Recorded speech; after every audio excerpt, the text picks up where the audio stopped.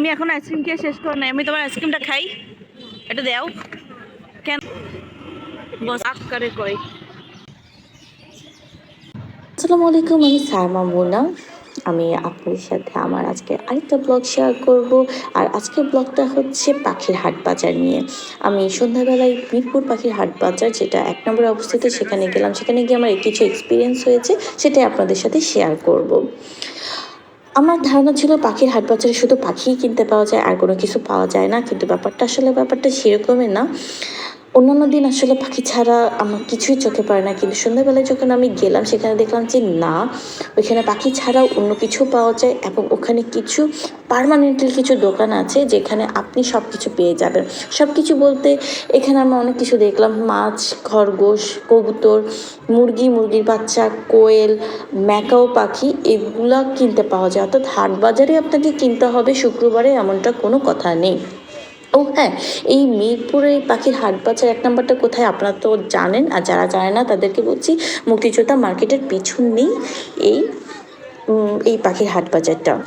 আর এখানে যে দোকানগুলো আছে এরা কিন্তু সব সময় বসে, এরা কিন্তু চলে যায় না। এটা সপ্তাহে যে কোনো সময়ে আপনি চলে যেতে পারেন, আপনার পছন্দ মতো বা আপনার প্রয়োজনীয় জিনিস এখান থেকে কিনতে পারেন। অর্থাৎ আপনার যে পেটস আপনি পালেন বা যে পাখিটা পালেন, তার প্রয়োজনীয় জিনিস সেখান থেকে আপনি কিনতে পারবেন। আমার এই দোকানগুলো খুলে যে অভিজ্ঞতাটা হলো, এখানে আপনি পাখির খাবার, খাঁচা, হাঁড়ি এবং ব্রিডিং বক্সটাও পাবেন। হাঁড়ি মানে A to Z আপনার যাই লাগবে সেখানেই পেয়ে যাবেন। আর সব থেকে ভালো ব্যাপার হচ্ছে, এখানে কিন্তু সব কিছু অনেক রিজনেবল প্রাইসে। আমি এই কথাটা কেন বলছি এবার বলি। পাখির খাওয়ারটা আমি এখান থেকে 110 টাকা করে কিনেছি, এবং পাখির খাওয়ারগুলো মানগুলো খুবই ভালো ছিল। বিশেষ করে বাজিকর পাখি, যেহেতু আমি বাজিকর পাখি পালি, এখানে যে কাউন ধাউনটা ছিল খুবই পরিপুষ্ট দানা ছিল এবং খুবই পরিষ্কার, এবং বালি ছিল না। কিন্তু আমার বাসার আশেপাশে যে দোকানগুলো থেকে আমি পাখির খাবার কিনি, আমি কিন্তু ওই খোলা বলুন আর প্যাকেট বলুন, আমি কিন্তু বালি পেয়েছি, বাট এগুলো একদম পরিষ্কার। আমি হাত দিয়ে ধরে দেখেছি, যথেষ্ট পরিষ্কার এগুলো, এবং প্রাইসটাও কম, 110 টাকা। দোকানগুলো থেকে কিন্তু যেগুলো খোলা, সেগুলো আপনি 140 টাকা থেকে 150 টাকার মধ্যে কিনতে পারবেন। আর এখানে মেডিসিনগুলো কিন্তু ওরা আপনার যে প্রয়োজন অনুসারে দিবে, এবং এখানকার এখানে যারা আছে, এগুলো সেল করেন, ওরা কিন্তু খুবই হেল্পফুল মাইন্ডের।